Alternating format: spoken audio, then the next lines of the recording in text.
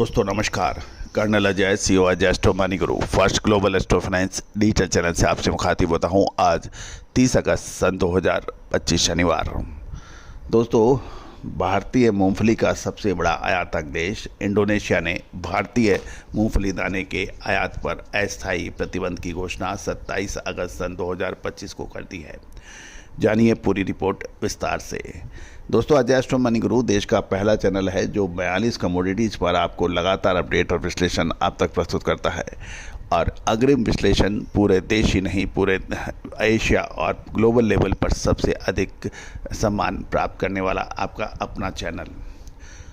दोस्तों, चैनल को सब्सक्राइब, आप पहली बार आए हैं, चैनल को सब्सक्राइब नहीं किया है, यदि चैनल पसंद आए तो सब्सक्राइब अवश्य कीजिएगा।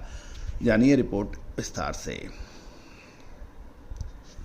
दोस्तों, खबर निकल के आ रही है कि गुजरात में मूंगफली दाने का अच्छा उत्पादन की संभावनाओं के बीच एक खबर ये निकल के आ रही है कि सबसे अधिक भारतीय मूंगफली दाने का आयातक देश इंडोनेशिया ने भारतीय निर्यात पर तत्काल रूप से अस्थायी रूप से प्रतिबंध लगा दिया है।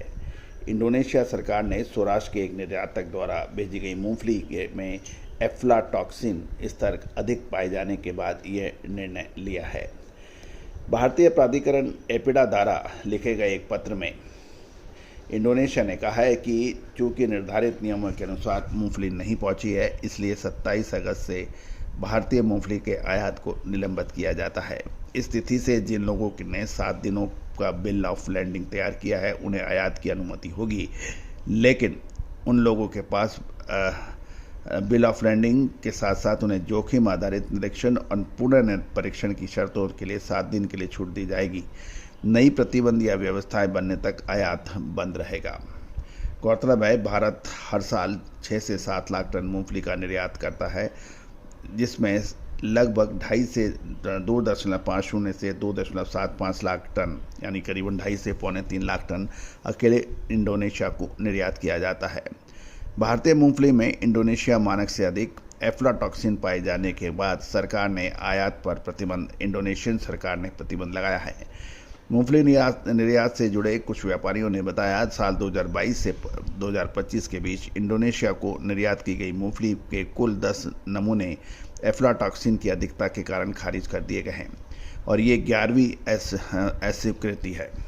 अगस्त में सौराष्ट्र के एक निर्यातक ने सभी मापदंडों का पालन करते हुए निर्यात किया था, लेकिन मौसम के प्रभाव के कारण सरकार ने इसे खारिज करते हुए ये कदम उठाया है इंडोनेशियन गवर्नमेंट ने, क्योंकि वहां पहुंचने पर परीक्षण में एफ्लाटॉक्सिन की मात्रा अधिक पाई गई है।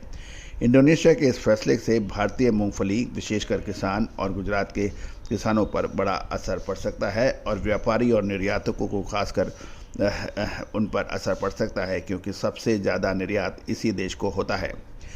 नई मूंगफली की आवक अब शुरू होने वाली तैयारी है, और अगर अक्टूबर महीने में इंडोनेशिया ने आयात शुरू नहीं किया तो इसका बड़ा असर पड़ने की आशंका रह सकती है।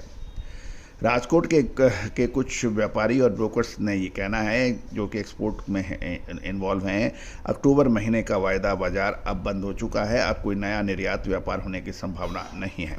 मूंगफली के दानों की तेजी और मंदी इंडोनेशिया की मांग पर ही निर्भर करती है। अगर एपिडा इस फैसले के समाधान के लिए तुरंत कार्रवाई करता है, तभी इंडोनेशिया में रोटेटिंग आयात शुरू होने की संभावना है। सरकार के लिए अब अहम कदम उठाने की आवश्यकता बन सकती है। दोस्तों, उम्मीद है कि सभी जानकारियां आपके लिए इम्पोर्टेंट रही होंगी।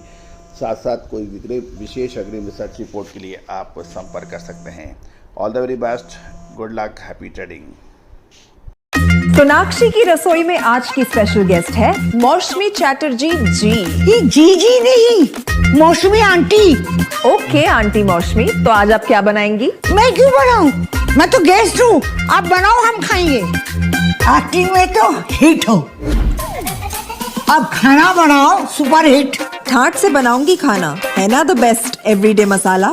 आओ बनाते हैं मसालेदार छोले।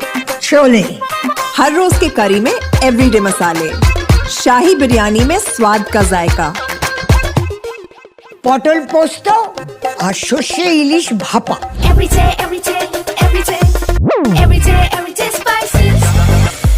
साफ मसाले, खुशबू और प्योर झांझ, टेस्ट से भर दे हर जुबान पे स्वाद।